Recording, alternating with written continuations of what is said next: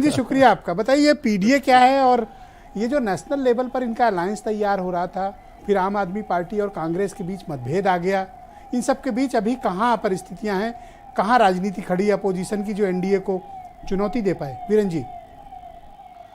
देखिए, पीडीए मतलब जो नाम आया वो अखिलेश यादव की तरफ से आया।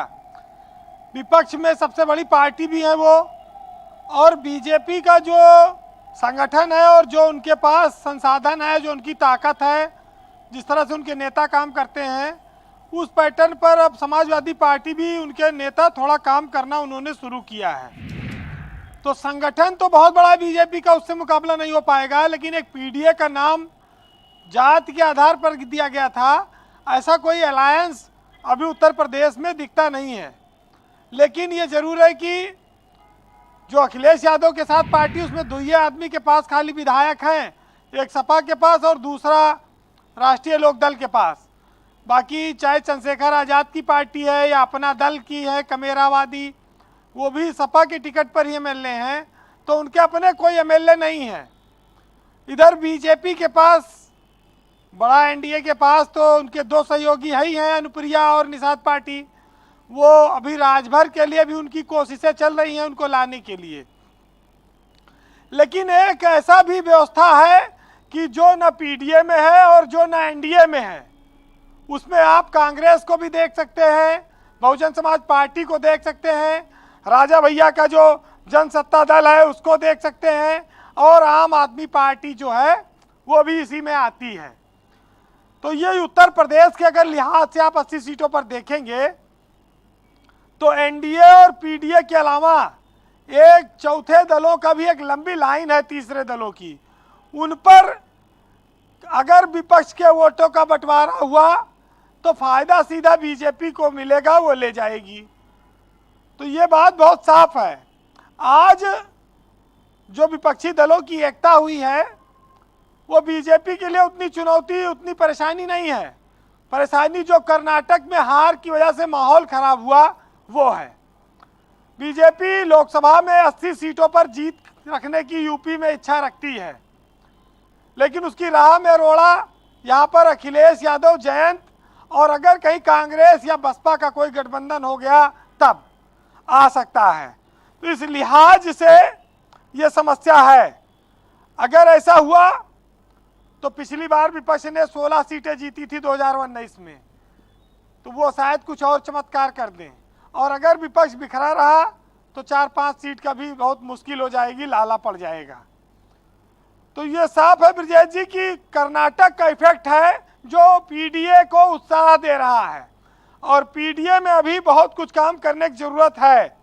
लेकिन लोकसभा का चुनाव इतना रिस्की है, इतना कठिन है कि बीजेपी पीडीए बनने नहीं देगी।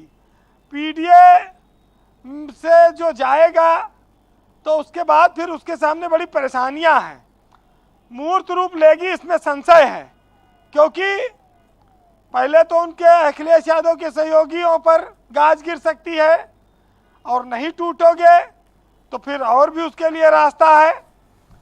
तो अभी वो कह रहे थे खान साहब कि साम दाम दंड भेद जी सब कुछ जो है होगा। अब तो दो चीज निकल गई, दुइये बचा है, साम और भेद। ये तो निकल गया, खाली दंड और दाम दुइये बचा है। अगर दाम से मानो तो ठीक है, नहीं दंड, नहीं तो चलो या तो बीजेपी साम वाली बात खत्म हो गई, भेद वाली बात भी खत्म हो गई। अब भेद तो कुछ है नहीं। देखिए मायावती और समझाने वाली बात भी नहीं रह गई। देखिए मायावती की पार्टी उत्तर प्रदेश में बड़ी पार्टी मानी जाती थी, कांग्रेस से तो बड़ी थी, वोट बैंक है अभी भी उनके पास। लेकिन उनके सामने यह है कि वो 19 का चुनाव लड़ने के बाद अब साथ में मिलकर लड़ने को तैयार नहीं है। क्या कारण है भगवान जाने। लेकिन ऑपरेशन लोटस का डर खाली महाराष्ट्र में ही नहीं है। ऑपरेशन लोटस अगर कामयाब नहीं हुआ तो फिर सीबीआई ईडी के लिए तैयार रही है आप। इतना आसान नहीं है लड़ पाना बीजेपी से। सियासत में चूंकि नेताओं पर भ्रष्टाचार के आरोप हैं, और वो ऐसे आरोपों को एजेंसियों के लिए बड़ा आसान है कि इनको पकड़ ले जाए, इन पर कार्रवाई करें। तो ये जो यूपी की सियासत है, अभी थोड़ा इसका इंतजार करना पड़ेगा जब तक चुनाव आचार संहिता करीब नहीं आती, तब ये पीडीए और एनडीए और तीसरे मोर्चे की स्थितियां साफ होंगी। बहरहाल सुनिएगा, संघर्ष तो हर दौर में सबको करना पड़ा है, समय बदलता रहता है। एक साहित्यकार ने लिखा है कि हदें शहर से निकली तो गांव गांव चली, और कुछ यादें मेरे संग पांव पांव चली।